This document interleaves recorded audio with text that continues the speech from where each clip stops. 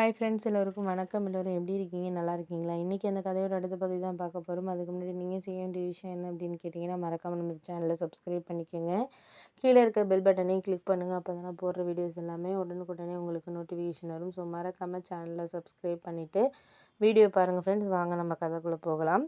நான் அடுத்த நாள் என்ன இது பண்ணேன்னா, இது மாதிரி அம்மாக்கிட்ட சொன்னேன். இது மாதிரி நீங்கள் ஒரு விஷயத்த புரிஞ்சுக்கங்கம்மா. நான் முறைப்படி தான் போயிட்டு நான் தங்கச்சியெல்லாம் கூப்பிட்டேன், பண்ணேன், செஞ்சேன். ஆனால் அவங்க அதை இது பண்ணிக்கல அப்படிங்கிறப்போ, நான் அவர் ஹஸ்பண்ட் எல்லாத்துக்கும் குறை சொல்லிகிட்டு இருக்காரு, மாமா எல்லாத்துக்கும் குறை சொல்கிறாருங்கிறப்போ, என்னால் அதை இது பண்ணிக்க முடியல அப்படின்ட்டு தான் நான் சொன்னேன். சரி சரி, நீ ஒன்றும் கவலைப்படாத, எதை பற்றியும் நீ இது பண்ணிக்காத, நான் உனக்கு துணையாக இருக்கிறேன், நீ ஒன்றும் எதை பற்றியும் யோசிச்சுக்கிட்டு நீ இது பண்ணிக்கிட்டு இருக்க வேண்டாம், நம்ம முடிஞ்ச வரைக்கும் பார்ப்போம், பண்ணுவோம், இருந்த இது இருக்கிறது இருக்கட்டும், நம்ம அதுக்கு மேலே ஒன்றும் நம்ம இது பண்ண வேண்டியதில்லை. நீ ஒரு பொறுமையாக எந்த ஒரு விஷயத்த இருந்தாலும் அப்பா கேட்குறப்ப சொன்னனாலே போதும். ஏன்னா அவர் அப்பா கேட்குறப்ப நீ என்னென்னா இது மாதிரி அவசரமாக எதுக்கு பேசுகிற பண்ணுற அப்படிங்கிற மாதிரிலாம் ஒரு மாதிரி, நீ ஏன் இதுக்கு வார்த்தையை விடுற, அதெல்லாம் தேவையில்லாத விஷயங்கள், நீ ஒன்றும் கவலைப்படாத, முடிஞ்ச வரைக்கும் எதாக இருந்தாலும் நம்மளுக்கு பார்த்து பண்ணிக்கிறதுக்கு நீ அதுக்கான முயற்சிகளை நம்மளுக்கு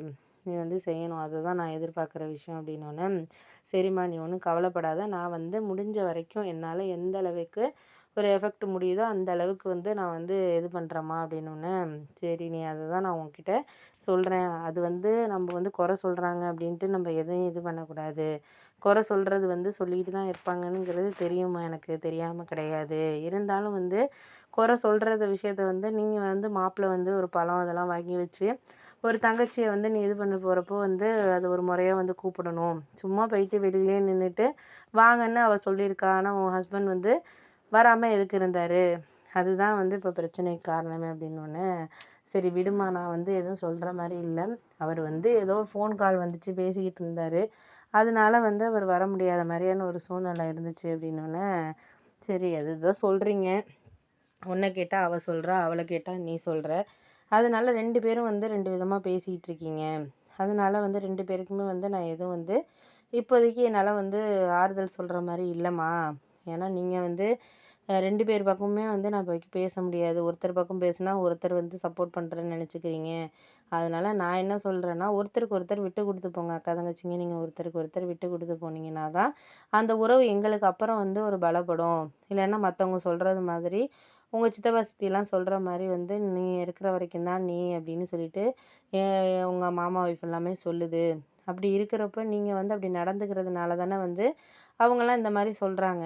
அதனால் நான் என்ன சொல்கிறேன்னா, முடிஞ்ச வரைக்கும் என்னால் உங்ககிட்ட ஒரு விஷயந்தான் நான் சொல்ல முடியும். முடிஞ்ச வரைக்கும் என்னால் எதையும் இதுக்கு மேலே நம்ம சொல்லி உன்னை புரிய வைக்கிறதுங்கிறது கிடையாது. நீங்களாகவே புரிஞ்சுக்கிட்டு எதாக இருந்தாலும் கொஞ்சம் அட்ஜஸ்ட் பண்ணி நீங்களாகவே நடந்துக்கணும். அதை தான் நான் உங்ககிட்ட எதிர்பார்க்குறேம்மா. அதுக்கு மேலே எந்த ஒரு விஷயத்தையும் நான் உங்ககிட்ட எதிர்பார்க்கல அப்படின்னோடனே, சரி நீ சொல்கிறம்மா, நான் இனிமேல் எதையும் நான் இது பண்ணலை, இனிமேல் நான் எந்த ஒரு விஷயத்தையும் கேட்கல, பண்ணலை, செய்யலை, நீ கவலைப்படாத, முடிஞ்ச வரைக்கும் நான் இனிமேல் அவர்கிட்ட நான் சொல்லி புரிய வைக்கிறேன், புரிய வைக்கிறதுக்கு பார்க்குறேன், ட்ரை பண்ணுறேன் அப்படின்னு சொல்லிட்டு அம்மாட்ட சொன்னேன்.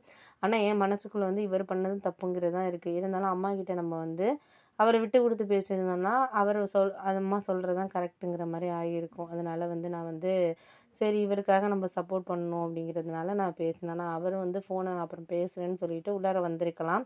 ஏன்னா ஒரு விசேஷத்துக்கு கூப்பிட வர்றப்பங்கிற ஃபோனுங்கிறது நம்ம வெளியில் கூட யார்ட்டையாவது பேசியிருந்திருக்கலாம்.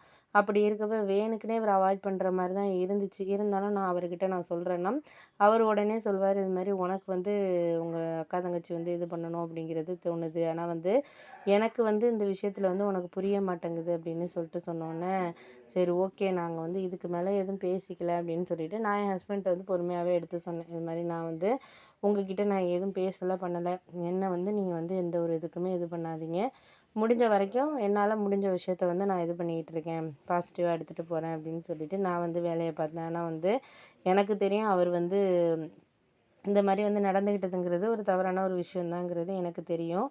அப்படி இருக்கிறதுனால வந்து நான் முடிஞ்ச வரைக்கும் என்னால் வந்து இதுக்கப்புறம் வந்து எதுவும் நம்ம பேச முடியாது, பண்ண முடியாது.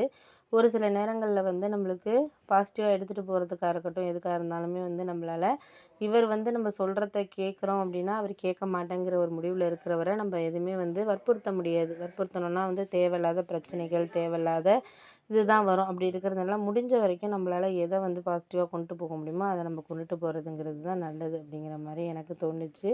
சரி ஓகே அப்படின்னு சொல்லிட்டு நானும் இருந்தேன்.